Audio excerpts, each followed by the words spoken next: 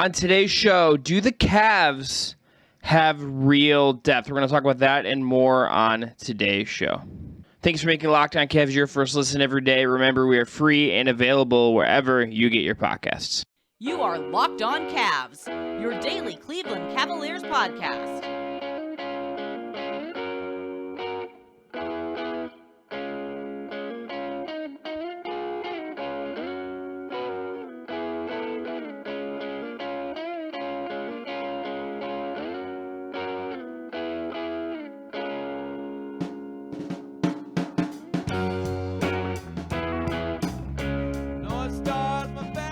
Today's episode is also brought to you by BetOnline.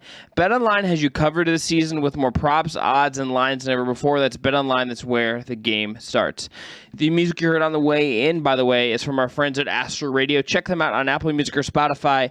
I'm Chris Manning, covering the Cavs and the NBA for places like Diamond Up Rocks and SB Nation's For the Sword. My co-host is Evan Damrell, covering the Cavs and the Cleveland sports scene at large for Facebook's Right Down Euclid. Producer Jake Stevens is not with us behind the virtual glass, but he is producing and is here in spirit. Evan, are you ready to talk about Cavs depth? Dean Wade, Lamar Stevens, and some of the vets.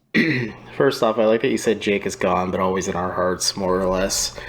But yeah, I'm ready to talk about this. I'm happy to be back. Thanks for Justin Rowan and everyone else for filling in for me. Yeah, computer issues, just a fun time. Shouts to Chris for holding down the fort because it stinks when your laptop's keyboard stops working instantaneously. But I'm ready. Are you ready?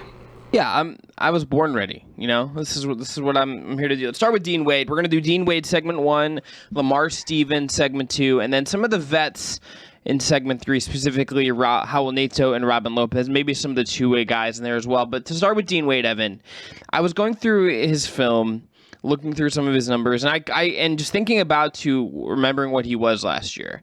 And I think I just kind of really like Dean Wade. This is a guy that moves and competes well at 6'10". He takes care of the ball. 34% on threes last year, was at 39% the year before.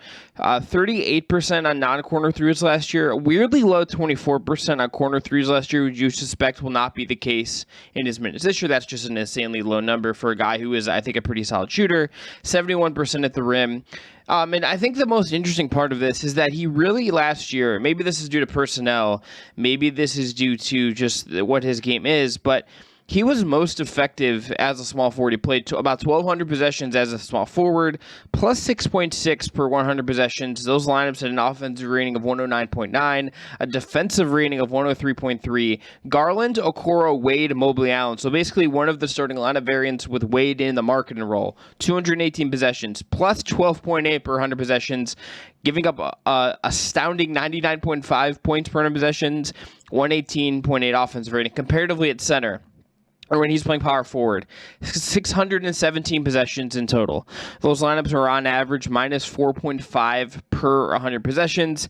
Those lineups, Evan, are very scattershot in terms of personnel. Ed Davis was his most common center when Dean Wade is playing the 4, which is not what you would suspect would optimally be the case if you're going to play Dean Wade at the 4, but he is kind of like almost more Lowry Markkanen in thinking about him than he is a Kevin Love break glass case of emergency.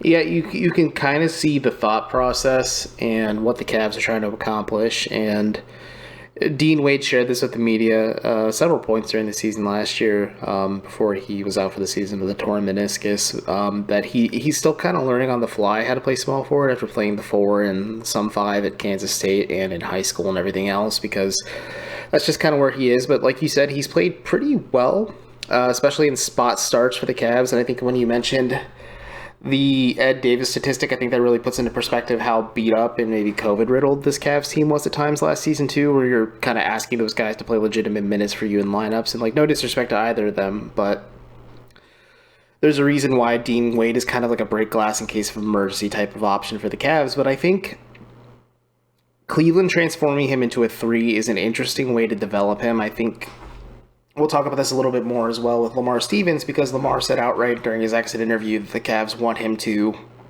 become even more comfortable with playing the 3. And when it comes to Wade, though, like, he's kind of Stevens' foil, where he's somewhat solid defensively, like at least positionally. Like, he's not going to get completely annihilated by his man, but he's also a 4 learning how to play the 3, so there's going to be some issues with that. But I think having like Mobley and Allen or one of those defensive juggernauts behind him really mitigates the risk that you have of playing Dean Wade at the 3. But the 3-point shooting is super encouraging. I think he maximized his minutes and his potential with the Cavs whenever he did play, and I think it's just a fun story, and it made a lot of sense when the Cavs picked up his option, or exercised his option rather, early into the offseason, kind of prior before things really got rolling, just because he is one of those undrafted free agents the Cavs nabbed up. Ditto for Lamar Stevens, kind of developed him really well with the charge. He has just become a guy where, like, he's not going to be playing on a night-to-night basis. He's not going to be your starting 3, obviously, but if something were to happen to Markkanen, or if the Cavs were to give some guys the night off, like if you said, hey, Dean, we need you to play 10, 15, possibly 20 minutes, depending on how the night goes, he's not going to be overwhelmed by the moment. I think that's a good thing, and I think that's something you and I have advocated for, golly, almost the entire time I've been on the show with you. The Cavs utilizing the G League and just other avenues like that to develop that back-end rotation talent so that 1 through 15, every guy is viable on your roster and just kind of playable in that sense too. Yeah, I think there is a little something in what we saw last year that makes me wonder, Evan, how much he is maybe more suited to be like a really weirdly big wing that has like defensive support versus like being an actual 4. Like, so he is 6'10", but he's a little he not a particularly strong rebounder on the defensive end last year, pretty active on the offensive end. Some of that I think could just be the situation, but I think I would, if I'm looking at the Cavs depth pieces, and I think great, even coming off the meniscus and he had the injury issues in college, which is what kept him really from being drafted in the first place. He was considered, I think, a top 60 guy in that class by a lot of people, but the injury issues and his age kind of put people off. This is a depth piece. This is not a guy you necessarily, I think, plan on being like a maybe consistent part of your rotation. I think maybe as you go forward, if you move on from certain guys and he's like your cost-controlled replacement, if he signs a new contract or something, I think that can make some sense as your other guys get more expensive. But I think for what he is right now, I think a good depth piece, still pretty young in his career, has a skill set that makes sense with your kind of big pieces. And I think if we're looking at this year, I'm curious to see, like, okay, like, where does he slide into this? Does he, do you use him to kind of maybe mark in a place of the more forced minutes? Kevin Love gets a net off. Maybe he's filling in for a couple games just to kind of fill in if someone has an ankle injury or whatever. Mm-hmm. Like, I think he is exactly perfectly suited for that this year. And if it evolves into something more over time, that can make sense. Do you have any kind of final?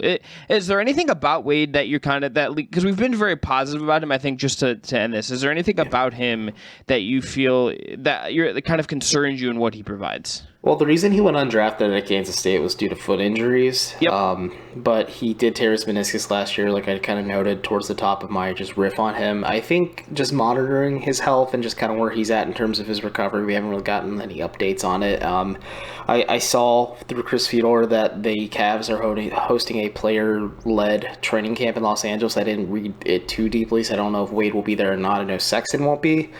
But we just kind of got to see where Wade is in his recovery as well, and the player he will be after, the meniscal tear and just the surgical procedure and everything else, because I know with modern medicine there's a little less worry about it. Just with a guy who has an injury history to begin with, who is more so, like you said, 6'10", kind of a traditional big, kind of being not forced, but to maximize is the word I'm looking for. Maximize to play the 3 in Cleveland, just because it kind of fits their ethos as an organization.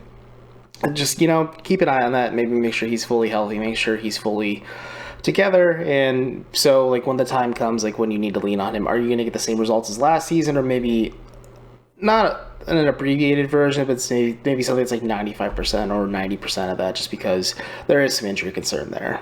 Yeah, I think if he's going to play the 3, he's also not as, he doesn't provide you the same frame size as, like, a Markkanen does. I think he has a little bit more hops in his game than Markkanen does, but defensively, he's not as big, and I think that if you're going to bear this out over the course of a full season, I think some of that with him would be maybe where you see some of the issues. I would kind of want to see how they would handle some of that in a bigger sample and in a bigger run. I also just think, like, rebounding-wise, this is the kind of the issue Markkanen has. If you're that big and you're not rebounding on the defensive end a lot, yes, you can compensate by that because you have Mobley and Allen, who are good rebounders. You have some guys on the wing who like to crash the glass and stuff. But like I think a little, and Kevin Love, if as long as he's around, is remained a very, very good defensive rebounder. And some of this, I will say, is probably positioning. It's Dean Wade being on the wing and having to crash in. But I think there is something to like, okay, can Dean Wade increase his rebounding? Can he be a little more physical? Can he be a little bigger in how he plays to kind of accentuate some of the stuff that they would need him to do as kind of a 3-4 combo, guard up a little bit, provide some defensive rebounding? Because it's like the guy we're going to talk about in the next segment. I weirdly think of Lamar Stevens as almost like the bigger, bulkier option of the two, but he's 6'6". Dean Wade is 6'10". But I think of Lamar as almost like the bigger, thicker dude of these two. That's why I kind of call Dean Wade and Lamar Stevens foil, just because they are quality depth pieces, but they are somewhat different in what they provide you, even though they kind of fill that like depth, like emergency depth at the 3 and the 4. Yes. All right. After the break, let's get into Lamar Stevens, who has just been pretty solid depth, but also has a big weakness in his game that we'll get into. But first, I'm going to tell everyone about our friends at BetOnline. BetOnline.net is the fastest and easiest way to check in on all your betting needs. Find all of your favorite sports and events at the #1 online source for odds, lines, and games. Find reviews and news of every single league, including Major League Baseball, the NFL, the NBA, NHL, combat sports, esports, and even golf. BetOnline continues to be the top online resource for your sports wagering information. From live in-game betting, scores, and podcasts, they have you covered. Head to BetOnline today or use your mobile device to learn more about the action happening today. For instance, the Cavs are minus 125 to finish with fewer than 43 wins and are minus 105 to finish with more than 43 wins. The Cavs title odds, if you're feeling frisky, are plus 500. So, maybe that's a little long shot, but you could do it. BetOnline, where the game starts. All right, back here on Locked On Cavs. I'm Chris Manning. That's Evan Damrow. Let's go into Lamar Stevens. Evan, when I think of Lamar Stevens, I think of two things. Number one, I think he's their best option to defend up on 3s and 4s. 6'6", 220, very strong, covers a ton of ground on defense, can defend wings and quicker guys at his size. He's not really a point of attack guy necessarily, but a very competent, strong wing defender. The problem is that he is not a particularly useful offensive player, and that limits kind of what he's been. And there's like videos we've seen of him shooting this summer where it looks better and all this stuff. We need to see him as a shooter. And we'll see if that ever can manifest itself in a way where he can become a more like regular player with a more dependable jump shot. Yeah, it's not the Isaac Okoro question, but it is a similar question you have with Lamar Stevens, where you have concerns maybe about his inability to kind of hit from 3-point range. You knew that out of Penn State, and I thought when you were saying two things you thought of, I was waiting for you to mention friend of the pod, Bill DiFilippo, as one of the options that makes you think of Lamar Stevens. But either way, Lamar Stevens is an interesting player. I think the Cavs just mentioning like he's like one of Penn State's all-time leading scorers. Like he does have an acumen. He has a bit of a pedigree, like in a bit of an interesting story where he had to climb up the ranks. And I talked to them a little bit just about it, where he's perfectly comfortable with not getting minutes, and I think he provides you, when he does play, like you said, high energy on the defensive side of the ball, but there's legitimate concerns on offense. And you saw during Summer League when he was playing, back when Isaac Okoro was playing point guard as well, there was times that the Cavs had Stevens initiate the set as a small forward, and he totally looked out of his element doing that, but there might be something there. And like you said, yes, he's shooting shots in an open gym with no one really defending him. We need to see it in an actual NBA scenario. We need to see it where he gets consistent minutes in the rotation. I think he's kind of, him and Dean Wade both are kind of the odd men out in this rotation, irregardless of who is or isn't available just to start the season. I think it's more so we're focusing on Hall and Neto in the third segment is who we'll be really honing in on there. But Stevens is an interesting player. He's very much a JB Bickerstaff type player, I would say, where like he's just tough, he's gritty on defense, and he's just fun. Like I think he's fun. He plays a lot of energy, and I think the fact that he's such an important locker room piece is an interesting component too, where like he's like a big culture guy as well, and I think that helps his case. But I like Stevens, but I certainly see his limitations and his limitations and like the lack of upside, and he certainly is starting to hit his ceiling as a player, but there might be something there. Maybe he doesn't become like average like we hoped for with Isaac Okoro in terms of 3-point shooting, but maybe he becomes like 25. Like if we're looking at the scale, like he improves by 20 to 25% in 3-point shooting. That's what I say. Like, okay, yeah, there's a little something here. Yeah. So last year, 28% on corner threes. That's rough. Not good. 29% on non-corner threes, also significantly a problem. Good at the rim, which isn't surprising because he's strong and finishes through contact well. 69% nice at the rim last year. Draws fouls. Fouled on 11.2% of his shot attempts per cleaning the glass. Has an and one rate of 36.1%, which is a huge jump from year 1 to year 2. So we kind of need to see if it holds. I think, Evan, if we're looking at how he fits into this team, he to me is a guy that if you're going to look for someone to play between Markkanen and Mobley or Love and Mobley, I think he makes some sense here. So if you look at Markkanen and Mobley last year, and with Stevens on the floor, plus 4.8 per 100 possessions, offensive rating of 116.7, 111.9. With the other starters, so like him at the 2, they were plus 13.5 per 100 possessions. So that's like crazy, and it feels a little insane to me. But like the numbers suggest he is helpful despite the shooting stuff. And I think if you put him in spots, say between Markkanen and Mobley, where he can be near the rim a little bit easier, he can crash the glass, he can allow Larry Markkanen to maybe defend a different kind of player, and he can handle the better perimeter assignment. There's things he can do that fit some of the weirdness of this Cavs team. And I just like his perimeter defense, I think, is generally good. He is so quick for his size that I think even if he's not like locked on the it's another guy that Cavs have in the rotation who's really solid. Again, the problem just becomes like, what do you do with him on offense? And it's like I mean, him and Okoro played together sometimes last year, and it kind of worked at times, but like, do I trust that? No. And I think you have to slot him into these like specialty spots. And it's almost like easier just because Dean Wade can shoot to imagine a world where like Dean Wade is like an easy spot starter, depending on who is hurt, just because of the spacing aspect. So let me ask you, in that hypothetical lineup, would you have Markkanen be playing the 4 in that scenario, or would you have him playing the 3 with Stevens at the 4? Offensively, he's playing the 3. Defensively, he's playing the 4. Or you could possibly have him at the 5 as well, stash him on a 1. Markkanen should absolutely never play the 5. I mean, never should play the 5. Unless it's like the 5's not a huge offensive threat, or like you're able to stash him on like a defensive mismatch. But like Stevens is just interesting to me because he can, I wouldn't say reliably defend 1 through 4, maybe a little bit of 5. You ask him to defend on the interior, but like on the perimeter, he's pretty rock solid. And he's intriguing. Like if JB Bickerstaff wanted to get real weird with it, like he'd play Okoro, Abaji, and Stevens together. Like the shooting would not really be there unless like Okoro has that huge jump and like Abaji's who you're really leaning on. But between those 3, like the perimeter defense would be really hard to score on if you're Cleveland. Like there's a way to grind teams to dust and maybe try and claw your way back into games if you run lineups like that.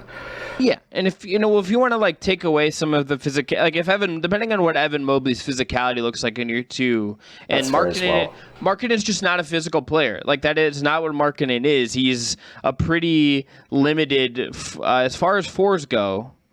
And as far as 7-footers go, he's not providing you a ton of stuff. He's not providing you like a ton of like strength on the interior. And Stevens, at the very least, is going to like wall up, put his arms up, and at least give you some resistance there if he's guarding a guy in the post. Like if you were to tell me like, okay, trust one of these 2 guys to support Mobley on the interior, like Lamar Stevens is the answer there. And like he might get bulldozed by like really big guys, but like if it's like I think Markkanen at times and Wade I think at times as well are pretty postable even against certain guys. Like they are able to get back down a little bit and get shot over because they're just not particularly good interior defenders. Stevens is a little smaller, but he's stronger, and he's very competent in how he's going to defend this. Like, you can't hunt Lamar Stevens in the way that, like, you can maybe, like, hunt Markkanen in the post with certain guys. Well, the only way you could really exploit Lamar Stevens is if you give him a bit of the Isaac Okoro treatment, where he just kind of drifts. I mean, you force him to drift on the perimeter instead of maybe making his presence felt on the interior. But the physicality aspect is certainly an interesting point. Evan Mobley's development is going to be fascinating to me because, as you smartly pointed out early in this offseason, like, his offensive game is really raw and untapped, and like defensively he has such a solid baseline. So we kind of see where it has to go from here, and like that could unlock a lot of things for Cleveland defensively too. And Stevens can really complement what they want to do because they're a defensive first team. But before we head into the final break in the final segment, if you had to pick between Dean Wade and Lamar Stevens, who would you rather give like minutes. Let's just say JB Bickerstaff expands his rotation to 11 players, and he has to pick between Dean Wade and Lamar Stevens, and he calls you because he's the front of the pod, and he says, "Chris, what should I do? What do you tell him to do?" I think it's matchup dependent. I'm gonna cop out and say it's matchup dependent because I think it is. Because I think if I'm playing like, let's say I'm playing like the Bucks, and you're playing like the physicality of that team and some of the size they can throw at you, I'm weirdly gonna go with Lamar Stevens. I agree with that. And where would you see like a viable path for Dean Wade? Like just like saying, "All right, Dean Wade, it's your night." Well, any team that just isn't overwhelmingly big on the interior. Or like a team that is just kind of like very perimeter oriented, and you can like do some of your very standard defensive stuff to just like do some switching. I think Stevens, I can just imagine like Wade is a cleaner offensive fit. Stevens is the cleaner defensive fit, and I think it is like I could see Lamar like thriving in a couple different scenarios. Wade's things are sort of like, does he do what he does on offense and survive enough on defense to kind of work? I have like warmer feelings about like what Lamar Stevens does, even though like the offensive issues are like a very real thing.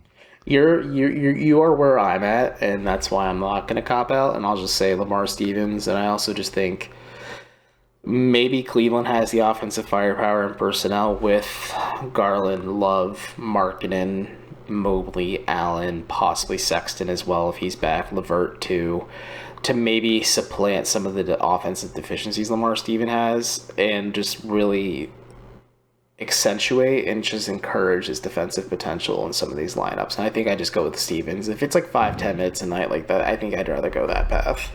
The way I would maybe, the situations I would maybe consider it is if like you're playing like Boston and your offense is like just stuck in the mud and you need like, if you're playing like a really good defense, a really good defensive team. So last year, the top 5 defenses were Boston, Golden State, Phoenix, Miami, and Memphis, according to Cleaning the Glass.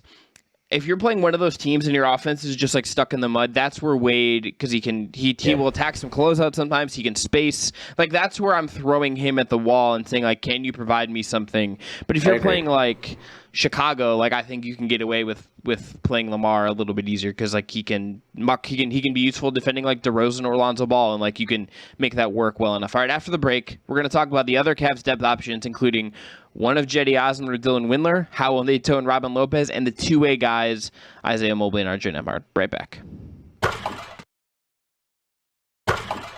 All right, last segment, Lockdown Cavs. All right, we're going to do this quickly, Evan. We're going to kind of just pop around these guys. Yeah, lightning around this. Good way to do it. So, if I'm picking between Osman and Windler, I think Osman is better depth than Windler because Dylan Windler has never proven to have like successful string of NBA things. But I would say this about both of them. Osman is kind of pricey, and this is absolutely the spot on the roster is those two guys that I would say is like, aside from maybe Neto and Lopez because they're 1-year veteran minimums, if you're looking at guys who are still around from a couple years ago and are still moving forward with where the Cavs are at, those are the two guys that are getting turned over on this roster. They're absolutely the guys you're assuming they're replacing in probably a year. Yeah, I absolutely agree with that. I think to expand upon your point a little bit, if I had to pick between Dean Wade and Lamar Stevens or Dylan Windler and Cedi Osman, I'd pick the Wade and Stevens tandem just because they're a little bit more reliable, because Cedi just isn't good defensively. I think he's so hit or miss sometimes as a three-point shooter that you can't rely on him. Like you said, Windler just hasn't put a consecutive string of games together in the NBA to say, okay, there is something here. And it's just unfortunate because I think there was the potential there. But just the injuries and the lack of development and everything else just going against Dylan's just kind of like made that ship set sail, whether he had a choice in it or not. But that's just kind of where I'm at too. And I think, if you are turning over this roster, especially if you want to bring Colin Sexton back, you are kind of the vultures are circling on Cedi and Windler's camp at this point. Yeah, even if like I think even if like whoever is on the roster to start the year, like if that ends up going that way, like if one of them is dealt in like some kind of multi-team trade or whatever, like remember Cedi Osman has technically 2 years left in his contract. One is not guaranteed. Dylan Windler had his last option picked up. Like I can't imagine there's like they're gonna run that out another year unless he has like a year where it's just like Dylan Windler has like figured it out. Yeah, and like he shoots well, and like it's like cheap wing depth or something. Like I could see that, like a Kobe Altman special where it's like, hey Dylan, you were fine enough this year. Let's do like 4 years with like 3 non-guaranteed years baked into them. Like that's the structure it would almost have to be. Yeah, that's what it had to be. And in terms of just moving players, Jake Fisher did share on his podcast, which I am aggregating him right now. The Wolves have called a few times about Jetty, so maybe that's his podcast that is called "Don't Aggregate This." Yeah. Yes. The Wolves have called a few times about Jetty, according to him. So we'll see what happens with that. Maybe that's just a path for the Cavs to kind of get out of some financial wiggles as well, because Jetty's making a lot more money than Windler too. Windler's a lot easier to pallet if you want to keep him on this roster and keep him on the back end of the rotation, and then maybe flip him later, or like you said, just give him the Kobe Altman special, and then he will say he is the bulldog of this team. But lightning has struck. Let's move on to the one-year veterans.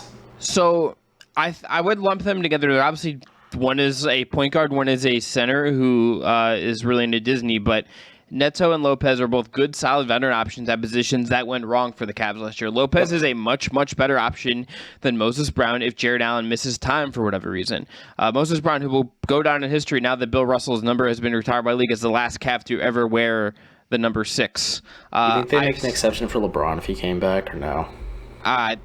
Do I want to entertain that? No, my brain is already destroyed enough, Evan. I as far as Neto goes, I have skepticism of him recreating the same two-guard magic Rubio did. But if he's just like a veteran upgrade over what Brandon Goodwin provided, that is fine. They wanted something in the spot where it's clearly we want veterans who have something in the tank and like are more dependable than the guys we had last year. I see no like flaws in the logic of those guys being your depth plays. No, not at all. And I think Neto obviously has a cleaner path to play to start the season, just with Ricky Rubio rehabbing and recovering. But Neto is just, I will always say this. Kevin Pangos could smoke me one-on-one if you wanted to play me, like no doubt in my mind. Also we're number 6, to be clear. Also we're number 6. Maybe it's a cursed number. Too bad we'll never have to do a deep dive on that one. But Kevin Pangos really brought in the reality of the situation with when the Cavs lost Rubio. That's why they scrambled to get Rajon Rondo, and also I think why they're getting Hollow Neto, because Neto was pretty solid for the Wizards, even though they had to lean on him quite a bit when Brad Beal was out with injury. But like, he has a little bit of size, so you can play him at the 1 or the 2. I don't think you're going to necessarily play Garland Neto lineups just because defensively that just doesn't make much sense on paper. It's just not going to have the same bump as Rubio and Garland did. But we've talked about this several times now. If you're a regular listener, you know this. Neto is in kind of a similar vein to Tyus Jones when we were talking about backup point guards, where he will set the table, but he's not going to do too much to disrupt the flow of the offense. But he's not going to do those things that Rubio did, was just like kind of bombastic at times, where he would just bomb away from 3, or he'd have those flashy plays, a little extra spice on them, and just kind of provide you that juice defensively as well. So I think Neto obviously is the cleaner path, but like you said, Moses Brown was fun. He was a fun story for the Cavs, but obviously upgrading with Robin Lopez was the clear and smart move for the Cavs. Yes. All right, let's end on the 2-way guys. I don't have a ton to say here, Evan. Mobley is more interesting to me than Nembhard. I want to see Nembhard get G League time this year to see him play defense, play some off ball, and be in the right role that'll play in the NBA. Mobley, to me, has like a fairly direct path to kind of end up being a potential like Robin Lopez successor a year from now. But I really just want to see them get to play in the G League. Like, that is where I would want them to be. Yeah, I would too. I think in regards to maybe having a cleaner path to play, I think Lopez certainly has it. Nembhard, there's a familiarity, but same concerns you have with Stevens and players in that ilk where like they just can't shoot. Like Nembhard went undrafted at a TCU because he just was not really a shooter with the Horned Frogs, but there's something there. He was really, really good during Summer League. He's been very good for the Charge whenever he's played for them, but like there's a clear gulf between playing in the G League and playing in the NBA, and I think Nembhard has slowly bridge that gulf a little bit. But like you said, I think Mobley has just a clearer path long-term for the Cavs, where he can kind of be, and he said it during his intro presser, or at least during his Summer League presser, where he can be that support piece for his brother, for Jared Allen, even Lauri Markkanen as well long-term, where he can kind of provide you not what they obviously bring you, but like a little bit of everything: playmaking, defense, rebounding, shooting. Like he's aware of who he is and what he is as a player. It's just he needs a runway to develop, and maybe there is something here for the Cavs. And he's very intriguing for me. Like he makes it worthwhile to go to quite a few Charge games to watch him just kind of get 30-35 minutes a night just to really just get a feel for things out there. If you had to say, we'll end on this, if you had to just pick one of them to be on the actual 50-man roster a year from now, Mobley or Nembhard? Okay, Mobley. I agree. Part of it, I think, is his brother playing for this team, but the big part of it is, like, Isaiah Mobley has a very interesting skill set for his size, and there is something there. The more I break down his footage, I'm just like, okay, there could be something fun if the Cavs give him the runway to develop. Yeah, I don't know if like the brother thing has a ton of, just because I think at a certain point like that stuff like it maybe matters like a little bit, but like I think ultimately like we have to just. Oh yeah, it's a like, little. I'm not trying to blow it up too much, but I'm just saying, like, if you had a gun to my head and say, like, okay, Isaiah Mobley, you could maybe be our break glass in case of emergency big man next year. Like, that makes a lot more sense than RJ Nembhard, because also Mobley can shoot. That's the other thing too. Like, he has translatable skills that can make sense at the next level, where Nembhard really needs to iron out a couple wrinkles still. Yes. All right. That's going to be it for this episode of Locked On Cavs. We will be back on Monday, continuing our summer series of previews. We got some other fun little episodes planned up, including a jersey breakdown of all the different Cavs jerseys of all time. And we're going to do one of those, either like a draft or like build your own Cavs roster with $15 kind of thing in the coming weeks. So it's going to be a fun time. We're in August. We're getting closer to the season starting, but not quite there yet as we inch our way towards training camp in the preseason, which we got the schedule now, so you can go read about that if you're this order now. All right, thanks for being Locked On Cavs, your first listen every day. Remember, this episode was produced by Jake Stevens. Shouts to Jake. For your second listen, get up to date on the latest news and rumors in the NBA in just 30 minutes every day with Locked On NBA. Locked On NBA is your daily NBA update in just 30 minutes. I'm Chris. That's Evan, everyone. Be well. Have a great weekend.